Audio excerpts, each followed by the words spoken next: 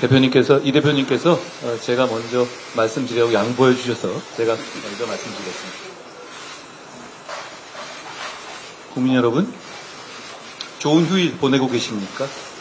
기록적인 폭염에 얼마나 힘드셨습니까? 국민의힘 당대표 한동훈입니다. 이재명 대표님께서 당대표가 되신 후에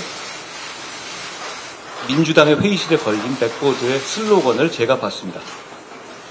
새로운 민주당, 다시 뛰는 대한민국. 제가 당대표가 된 후에 국민의힘 회의 백보드로 건 슬로건은요, 차이는 좁히고 기회는 넓히고입니다. 과거 전통적인 기준으로 보면 오히려 양당의 슬로건이 서로 바뀐 것 아닌가 하고 생각하실 분들도 있을 겁니다. 제가 격차 해소를 말하고 이 대표님께서 성장을 말씀하십니다.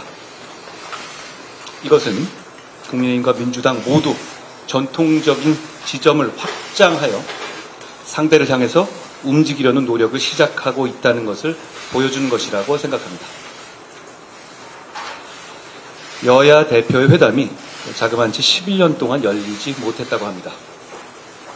대표끼리 만나지도 못할 정도의 극단적인 대치 상황이 그렇게 오래 지속되었던 겁니다. 11년 만에 열리는 이번 여야 대표 회담이 이견을 좁히고 공감대를 넓히는 생산적인 정치, 실용적인 정치의 출발점이 될 수 있을 거라는 믿음이 있습니다. 자, 이제 우리의 정치로 국민의 문제를 해결해 봅시다. 민생이 무엇보다 우선입니다. 청년의 삶에 집중해야 합니다. 지금은 아무리 열심히 일해도 윗세대처럼 잘 살 수 없다고들 하십니다. 차이를 좁히고 기회를 넓히겠다는 우리의 정치적인 다짐은 열심히 일하면 잘 살 수 있다는 희망을 복원하겠다는 것입니다. 주거격차, 자산격차, 돌봄격차, 교육격차를 줄이고 좁히는 정치를 하자는 말씀을 드립니다. 자본시장의 밸류업 정책으로 자산 형성의 사다리를 더 많이, 더 쉽게 만들어야 합니다. 금투세를 폐지하는 데 저희 국민의힘이 집중하는 것도 그런 이유입니다. 불합리한 상속세제 때문에 대한민국의 기업이 기업활동을 중단하는 상황도 막아야 합니다. 1대 99식의 국민들 갈라치기 정치 프레임은 개미 투자자들 모두가 피해를 보고 기업의 폐업으로 근로자들이 일자리를 잃는 냉혹한 현실 앞에 설 자리가 없습니다. 이 대표님께서도 금투세가 이대로는 안 된다는 인식을 갖고 계신 것을 저는 다행스럽게 생각합니다. 그러니 오늘 우리가 의미 있는 공감대를 만들어 보겠습니다.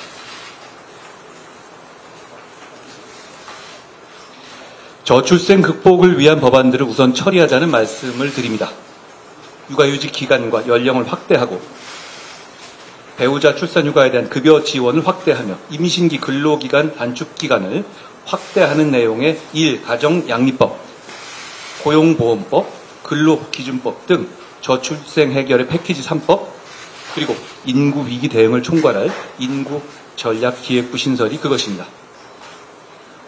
촉법소년 연령 하향, AI기본법, 반도체 특별법 등 지난 국회에서 처리되지 못한 국민의 안전과 민생에 관한 시스템 법안들도 우선 처리될 수 있어야 합니다. 민주당은 현금 살포를 민생 대책으로 말씀하십니다만 쓸 수 있는 혈세는 한정되어 있고 개인들이 느끼는 격차의 질과 수준이 다 다르기 때문에 모두에게 획일적인 똑같은 복지가 아니라 모두의 필요에 맞춰진 복지를 하겠다는 것이 국민의힘의 생각입니다. 내년 취약계층에 대한 지원금을 4인 가족 기준으로 연간 240만 원을 늘린 것이나 저소득 대학생의 월 20만 원의 주거 장학금을 신설하는 것, 연 240입니다. 사병 월급을 205만 원으로 늘린 것, 소상공인 지원 예산 역대 최대로 대폭 늘린 것도 그 실천이죠. 이런 민생 대책은 민주당이 주장하는 현금 살포처럼 일회성이 아니라는 점에서 더 효과적입니다. 그리고 무엇보다 정교합니다. 국민의힘은 그런 생각을 더욱 집중적으로 실천하기 위해서 격차 해소 특별위원회를 출범시켰습니다. 의료개혁도 결국 민생을 위한 것이라는 점을 말씀드리고 싶습니다. 다만 당장의 의료 공백에 대한 국민의 불안감을 해소하는 일도 우리 정치의 중요한 임무입니다. 당대표로서 의료개혁의 본질과 동력을 그대로 유지하면서도 당장의 국민들의 염려와 불안감을 해소하기 위해서 더욱 노력하겠다는 약속을 드립니다. 에너지 문제 해결에는 저와 이 대표님의 그 사이에서 주목할 만한 공감대가 있는 것 같습니다. 이 대표께서 에너지 이슈를 주요 정치 과제로서 말씀하셨습니다. 저는 당대표 출마 선언에서부터 에너지 정책에서 이념의 때를 벗기겠다는 말씀을 드렸습니다. 에너지 문제를 중시한다는 점에서 우리의 생각이 다르지 않은 것 같습니다. 대한민국의 저탄소 성장과 미래 세대의 먹거리를 위해서는 첫째, 저렴하게 전력을 공급할 전력망. 둘째, 세계 1위 원자력 산업의 새로운 도약. 셋째, 신재생 등 새로운 에너지원 개발을 통한 전력의 다변화가 필요하다고 생각합니다. 전력이 핵심인 AI 시대를 대비하는 길이기도 합니다. 다만 이 세 가지 모두가 정치 사회적 갈등의 진원지가 되어 왔습니다. 송전망을 확충하고 방패장 부지를 선정하고 신재생 에너지 발전의 터전을 정하는 일은 늘 사회적으로 어려웠고 정치적으로 가로막혀왔죠. 사회적 갈등을 해소하고 새로운 성장과 도약의 장애물을 걷어내는 일, 그게 정치가 해야 할 일이지 않겠습니까? 다행히도 이런 문제 해결에 대한 공감대를 여야의 대표가 이미 가지고 있습니다. 오늘 회담을 통해서 이 대표님과 제가 에너지와 관련한 이런 정치적, 사회적 갈등을 책임지고 해결하겠다는 다짐, 에너지 공동선언을 했으면 좋겠습니다. 정치개혁합시다. 불확실성의 영역인 정치에서 확실하다고 말할 수 있는 것은 많지 않죠. 그런데 이건 확실합니다. 국민은 정치개혁을 원하고 계십니다. 특히 국회의원 특권 내려놓기 정치개혁에 대해서는 진영을 불문하고 원하고 계시다고 생각합니다. 이 대표님께서는 과거 국회의원에 대한 국민 소환제를 도입해야 한다는 대선 공약까지 내놓으실 정도로 특권 내려놓기에 과감하셨던 입장이셨습니다. 불체포 특권, 재판 기간 중 세비 반납 등 이미 국민 여론이 충분히 공감하고 논의된 특권 내려놓기 개혁을 이번에는 반드시 실천해보자는 말씀을 드립니다. 그 외에도 남용되고 있는 면책 특권의 범위를 의정활동과의 연계가 적은 악의적이고 고의적인 범죄의 경우에는 법률로 제한하는 방안도 논의해야 합니다. 현재는 헌법의 테두리 내에서 법원의 판례로서 면책특권의 범위를 정하고 있는데요. 헌법의 범위 내에서 법률로서 그 한계를 명확히 정해서 반복되는 면책권의 남용을 막을 필요가 있다고 생각합니다. 과거 이 대표님께서도 면책특권의 제한 필요성을 여러 차례 제기하셨기 때문에 양당 대표의 생각이 같은 지금이 면책특권 남용을 제한하는 추진을 하는 것에 적기라고 봅니다. 국민들께서 그걸 바라실 거라고 생각합니다. 법안의 강행 처리, 거부권, 재표결, 폐기, 그리고 재발의라는 이런 도돌이표식 정쟁 정치가 개미지옥처럼 무한 반복되고 있고 국회 탄핵 소추권의 남용과 처분적 입법의 남발이 헌법 질서를 위협하고 있습니다. 이런 악순환을 끊어내자는 말씀을 드립니다. 사실 하는 우리도 보시는 국민들께서도 모두 피곤하지 않습니까? 최근 이 대표님을 수사한 검사에 대한 탄핵이 헌법재판소에서 만장일치로 기각됐죠. 이 대표님과 민주당에 대한 수사나 기소에 관여한 검사들을 상대로 시리즈처럼 해온 민주당의 탄핵은 곧 예정된 판결 결과에 불복하기 위한 빌드업으로 보는 분들이 많이 계십니다. 이건 재판받는 한 개인에 대한 문제가 아닙니다. 사법부의 재판에 대해서 주류 정치 세력이 불복하면 민주주의의 위기, 법치주의의 위기가 오고 국민 모두가 피해를 보기 때문입니다. 곧 나올 재판 결과들에 대해서 국민의힘은 설령 그 결과가 마음에 들지 않더라도 선을 넘는 발언이나 공격을 자제하겠습니다. 그러니 민주당도 재판 불복 같은 것은 생각하지 않으실 것이라고 저는 기대합니다. 무죄를 확신하고 계시는 듯하니 더욱 그렇습니다.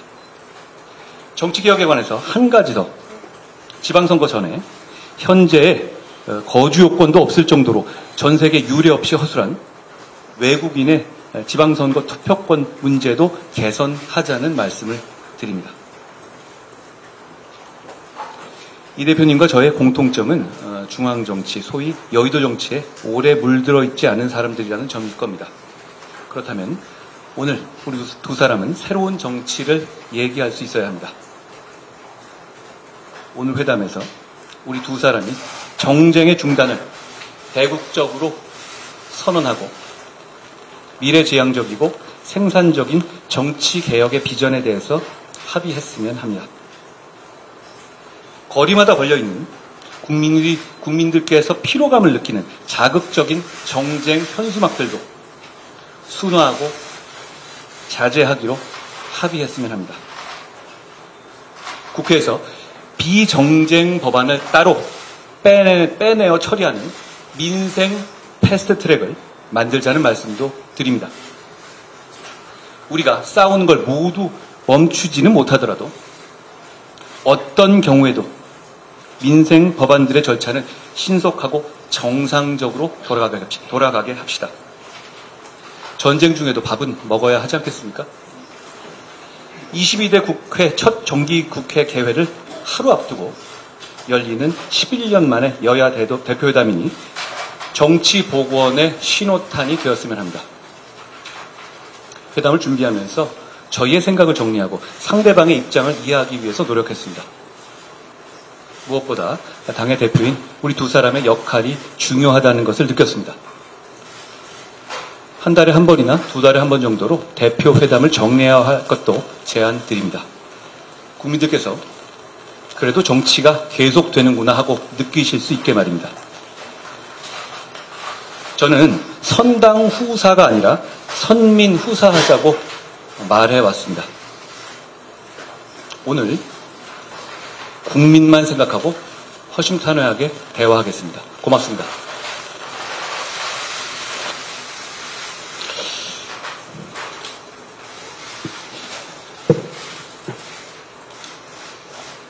네, 존경하는 우리 한동훈 대표님 말씀 잘 들었습니다. 우리 오늘 두 사람의 만남이 좋은 성과로 연결되기를 저도 기대합니다. 추석이 다가오는데 우리 국민들의 삶이 너무 어렵습니다. 거기다가 최근에는 의료 대란 같은 문제 때문에 사회적 불안도 너무 커지고 있어서 참으로 안타깝습니다. 고물가, 또 고금리, 또 실질소득의 감소, 경기의 구조적 침체, 그리고 사상 최대로 기록되는 임금체불, 거기다 자영업자 폐업까지 참으로 심각합니다. 가급적이면 우리 국민들의 더 나은 삶을 기획할 수 있도록 실효적인 의미 있는 회담이 되기를 바랍니다. 제가 생중계를 그렇게 선호하지 않은 것도 이게 여야가 만나면 서로 존중하고 동질점을 찾는 게 아니라 차이를 먼저 드러내고 공격하고 억압하고 이러다 보니까 사실 만나면 더 갈등이 격화되는 경우가 많았기 때문에 거의 만남이 없었던 것 같습니다. 그렇기 때문에 더 존중하고 인정하고 그리고 양보하는 그런 태도, 특히 상대에 대한 인격적 존중이 정말로 필요하다, 그런 생각을 합니다.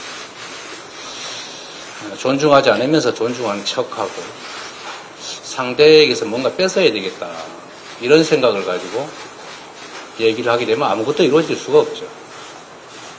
그래서 좀 허심탄회한 얘기를 할 수 있는 그런 공간이 필요하고, 그러려면 남들이 보는 공간에서의 대화도 필요하지만 실제로 내 속을 얘기할 수 있는 그런 기회가 좀 필요해서 굳이 생중계에 제고를 요청했는데, 또 다행히 우리 존경하는 한동훈 대표께서 수용해 주셔서 감사드립니다.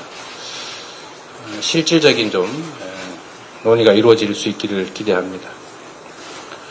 그리고 이제 회담에는 공식 의제라고 하는 게 있게 마련인데, 여러 가지 합의를 했습니다만 의료대란을 공식 의제에서 빼자고 아마 얘기가 된 것 같습니다. 참 안타깝다는 생각을 합니다. 한동훈 대표께서도 정부와의 갈등을 감수하면서까지 일정한 대안을 내시기도 하는 것처럼, 이 의료대란 문제는 국민의 생명에 관한 문제입니다. 이거는 손바닥으로 가리고 또 안 보려고 한다고 해서 없어지는 게 아닙니다. 실제 국민들의 삶을 심각하게 위협하고 있는 사례입니다. 한동훈 대표께서 말씀하신 것처럼 저는 의료계획의 기본적 방향, 그러니까 의사 정원을 좀 늘려야 된다, 필수 공공의료, 지역의료 강화해야 된다 라는 점에 기본적으로 동의합니다. 그러나 이 정책을 추진하는 과정에서도 이해관계가 부딪히는 집단들끼리 충분한 대화, 그리고 그 대화를 통한 양해, 타협이 반드시 필요합니다. 일방적으로 힘으로 밀어붙여서 상대방의 굴복을 강요하게 되면 성공하더라도 후유증 피해가 너무 큽니다. 사회적 비용이 너무 크다라는 말씀을 드리고, 정책 수행이 지금처럼 거칠고 급하고 과해서는 결국 예상된 이런 부작용이 나타날 수밖에 없다는 것입니다. 그 부작용이 정말 세계 최고를 자랑하는 의료체계의 붕괴 위기를 불러왔고, 응급실 뺑뺑이로 안 죽어도 될 사람이 죽는 사고가 이미 작년 한 해 총 발생량을 이미 초과하고 있습니다. 얼마나 불안하겠습니까? 사실 저도 불안합니다. 갑자기 밤에 저나 가족들이 아프면 어디로 가지? 라는 생각을 하게 됩니다. 다치지 말자, 병들지 말자, 살아남자, 이런 얘기들을 우리 국민들이 농담처럼 자조적으로 하고 있는 이 현실을 반드시 정확하게 파악하고 가능한 실효적 대안을 마련해내야 합니다. 한동훈 대표님과 이 문제에 대해서도 충분한 대화가 이루어지기를 기대하고, 또 실효적 대책은 대화로 만들어낼지라도 일단 정확한 현상 파악, 문제의 인식, 토론, 대화, 공감대 형성을 위한 의료대란 대책이, 이걸 국회 내에서 여야 모두가 함께 좀 만들어서 해법을 좀 강구해보자는 말씀을 제가 드리고 싶습니다. 전 국민의 관심사이고 아주 오래 끌어온 가장 큰 현안이죠. 해병대원 특검법. 우리 한동훈 대표께서도 전 국민을 상대로 공언하셨습니다. 저는 그게 진심이라고 생각합니다. 그 진심이 지금도 바뀌지 않았을 것으로 확신합니다. 제3자 추천 특검으로 하자라고 말씀하셨습니다. 저희가 적극적으로 검토하겠다고 말씀드렸습니다. 또 조건을 하나 더 붙이셨는데, 증거 조작, 이것도 특검하자. 하시죠. 괜찮습니다. 저희가 수용하겠습니다. 이제 결단하셔야 됩니다. 입장이 난처한 거 이해합니다. 그러나 공당이란 또 국민을 대표하는 정치인이란 자신이나 개인 또는 주변의 특별한 문제 때문에 국민적 대의를 벗어날 수는 없는 것 너무 잘 아실 겁니다. 말씀하신 것이기도 하고 또 해야 될 일이기도 하고 그러니 일찍 결단해 주시길 부탁드리고 또 뭐 소소한 조건들을 추가한다면 그 역시도 저희가 적극적으로 검토하겠다는 말씀을 드립니다. 전 국민에게 소비 쿠폰을 지급하는 전국민 민생회복지원금도 저는 적정한 선에서 우리가 대화로 타협했으면 좋겠습니다. 현금 지원이라고 말씀하시는데 좀 잘못 알고 계신 것 같고 이건 현금을 지원하는 게 아니라 특정 기간 내에 몇 개월 안에 쓰지 않으면 소멸하는 소멸성 지역 화폐, 즉 소비 쿠폰입니다. 해당 지역에서 소상공인 자영업자 골목 상권에서만 쓸 수 있는 소비 진작책이다. 소득 지원 효과와 소비 진작 그리고 자영업자 살리기, 골목 상권 살리기, 지방 살리기 그리고 경제 활성화를 통해서 세수 증대에도 도움이 되는 가장 효율적 정책이라는 말씀을 드리고 아마 이해하실 것으로 생각됩니다. 자꾸 균등 지원 말씀을 하셔서 저는 이게 복지 정책이 아니고 경제 정책, 재정 정책이기 때문에 세금을 더 많이 내는 사람을 역차별할 필요가 없다. 오히려 더 지원하지 못할 망정 가치는 지원해줘야 되는 거 아니냐, 반사적 이익을 같이 누리게 해야 되는 거 아니냐라고 생각하는데 굳이 차등 지원, 선별 지원 하겠다면 그것도 저희가 받아들일 용의가 있으니까 적정한 선에서 협의해서 좀 지원하도록 했으면 좋겠다는 말씀 드립니다. 이건 역시도 간과할 수 없는 부분인데 최근에 이 독도 문제나 교과서 문제 또 일제 침략에 관한 문제들이 논란이 되고 있습니다. 국가의 구성에는 3대 요소, 영토, 주권, 국민이 있습니다. 그런데 영토를 부정하는, 독도 영유권을 부정하는 행위 또는 주권을 부정하는 행위, 즉 외국의 침략을 합리화하는, 미화하는 행위, 이것은 국가를 부정하는 그야말로 윤석열 대통령께서 자주 말씀하시는 반국가적 주장입니다.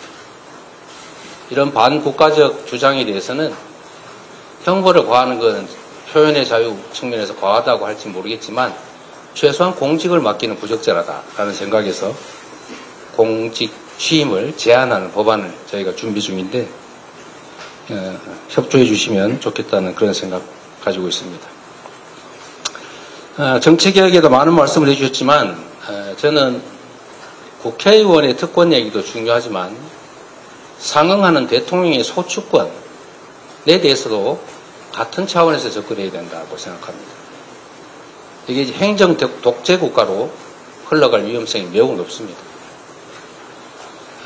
법 앞에 평등을 말씀하시던데 제가 보기에는 법 앞에 형식적으로 평등할지는 몰라도 검찰 앞에서는 매우 불평등합니다. 사람 따라 법의 적용이 완전히 달라지고 있습니다. 이런 측면에서 정치개혁은 심각하게 함께 논의하되 형평성 있게 심도 있게 논의하는 것이 꼭 필요하겠다 이 말씀을 드립니다. 특히 최근에 계엄 얘기가 자꾸 얘기되고 있고 종전에 만들어졌던 계엄안에 보면 계엄 해제를 국회가 요구하는 것을 막기 위해서 국회의원들을 계엄 선포와 동시에 체포 구금하겠다라는 그런 계획을 꾸몄다는 얘기도 있습니다. 이거 완벽한 독재국가 아닙니까? 이런 문제에 대해서도 우리가 오히려 더 심각하게 고민해야 된다. 정치적 공세가 아니라 국가와 국민 그리고 이 나라의 미래를 위해서 합리적이고 모두가 동의할 수 있는 안들을 만들어야 된다고 생각합니다. 물론 합의가 쉽지 않습니다. 저는 그 중에서도 합의되는 실현 가능한 것부터 먼저 하자 이런 입장을 언제나 가지고 있고 그래서 정치개혁과 관련해서는 우리 한동훈 대표께서도 공개적으로 약속하셨던 지구당 부활 문제만이라도 우선적으로 좀 처리했으면 좋겠다. 그 생각이 듭니다. 정치에서 말은 정말로 중요하죠. 실질적, 실효적 논의가 되기를 기대합니다. 저는 정부도 정부지만 여당의 역할도 매우 중요하다고 보는데 지금 쌀값, 한우값 문제가 심각합니다. 이거는 결국 식량 안보 문제와 직결될 수 있는데 20만 원 쌀값 약속을 안 지켜서 현재 17만 원대까지 떨어졌는데 이러다가 대한민국의 식량 주권에 위협이 오지 않을까 걱정됩니다. 실질적 대책을 좀 마련하길 기대하고 또 한편으로 RE100이나 탄소 국경세를 대비하고 또 미래 산업 전환에 대비하기 위한 재생에너지 기반 확충에 대해서 아까 또 말씀을 해주셨기 때문에 저는 가능한 실질적 합의를 끌어낼 수 있겠다는 기대를 합니다. 인공지능 시대를 대비하는 반도체 또 미래 과학기술 투자 역시도 함께 얘기해서 실질적인 대안을 만들어낼 수 있을 것으로 기대하고 함께 논의해 보겠습니다. 아까 금투세 말씀을 해주셨는데 역시 이것도 저희가 함께 얘기할 수 있을 겁니다. 그런데 금투세는 금투세 자체가 목적이 아닙니다. 대한민국 주식시장이 비정상이기 때문에 세계 대부분의 국가들이 가지고 있는 금투세를 지금 적용하면 안 그래도 비정상인 대한민국 주식시장이 문제가 생길 수 있으니 이걸 좀 교정하자, 보완하자 이런 차원에서 한 얘기 아닌가 싶습니다. 막연한 세금 깎아주기는 아니라고 생각합니다. 그런데 이 비정상을 교정하는 데는 그 비정상 자체를 교정해야지 비정상에 비정상적인 대안을 만들어서 비정상 곱하기 비정상을 해서 정상 비슷한 상황으로 가자. 이건 옳지 않습니다. 그래서 주식시장 살리기 또는 주식시장 부스트업을 위한 정책들이 있어야 됩니다.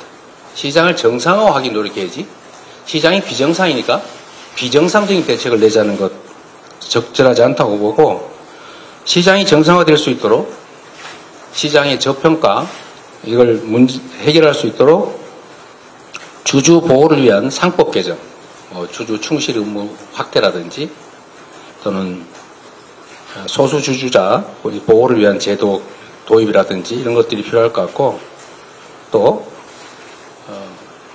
ISA 제도 소위 금융투자소득의 비과세를 하는 자산관리계좌 이걸 대폭 확대해서 충분히 보완을 하고 난 다음에 또 금투세 지금 당장 시행하는 것은 정부 시책에 부족하면서 오는 측면이 강하기 때문에 일정 기간 대폭 완화해서 시행하는 방안도 한번 검토해 보면 좋겠다. 함께 논의해 보시면 좋겠습니다.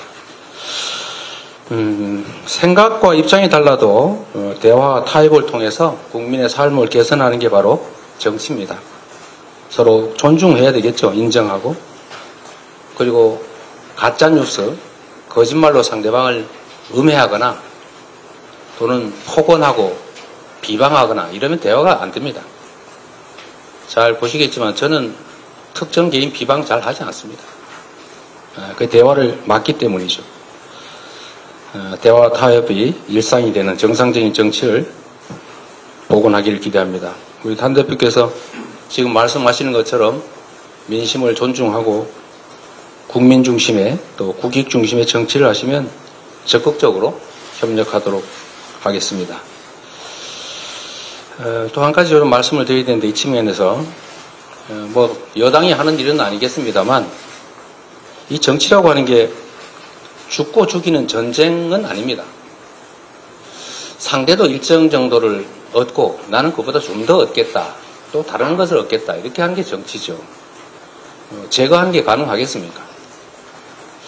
그런데 최근에 이 전 정권에 대한 정치 보복이라고 볼 수 있는 그런 과도한 조치가 좀 많아지는 것 같습니다. 이런 것들이 결코 실정이나 또는 정치의 실패를 덮지는 못한다라는 말씀 드립니다. 지난 본회의에서 여야 합의를 통해 전세사기 특별법 같은 민생법안 처리가 됐습니다. 숨통이 좀 트였습니다. 한동훈 대표께서 말씀하시는 것처럼 양보하고 타협하는 정치를 복원해야 되고, 가급적이면 차이를 드러내기보다는 공통점, 같은 점들을 좀 찾아내기 위한 노력을 하고 그 같은 점들을 실천하는 그런 출발점이 되기를 기대합니다. 그런 면에서 보면 우리가 대선이든 지방선거든 총선이든 무수히 많은 공약들을 합니다. 이 중에 여야 간의 공통 공약이 있습니다. 이 공통 공약들을 합의해서 처리를 하는 게 어떻겠냐 제가 계속 제안했는데 지금까지는 진척이 없습니다. 다행히 우리 한 대표께서 좀 전에 합의되는 공감되는 일들은 좀 처리하자 이런 말씀을 해주셨는데 이번에는 아예 우리가 공통 공약 처리를 위한 협의기구나 이런 것들을 만들어서 공식적으로 공개적으로 공통 공약을 처리해 가기를 기대합니다. 우리 한동훈 대표께서 이런 말씀하셨다고 합니다. 그러라고 63%가 저를 지지했다 이런 말씀을 하셨다고 합니다. 맞는 말씀입니다. 정치는 국민의 뜻에 따르는 것이 대입니다. 그 국민의 의사를 존중하는 것 그게 가장 정치의 근본 아닌가 싶은 생각이 듭니다. 국민들의 선택의 무게를 잘 이해하시고 존중하는 말씀으로 생각합니다. 또 하나 기대되는 것은 내가 내는 대안만이 유일한 정답은 아니다. 더 좋은 대안이 있으면 좋겠다. 이런 말씀 하셨다고 합니다. 정말로 옳은 태도십니다. 다름의 가치를 인정하는 겸손일 수도 있고 내가 틀릴 수도 있다는 것을 인정하는 용기일 수도 있고 대안을 찾아내기 위한 능력일 수도 있습니다. 오늘의 어렵게 마련된 이 자리가 우리 국민들에게 조금이라도 기대를, 희망을 만들고 또 새로운 정치의 돌파구를 만들어내는 계기가 되기를 기대합니다. 고맙습니다.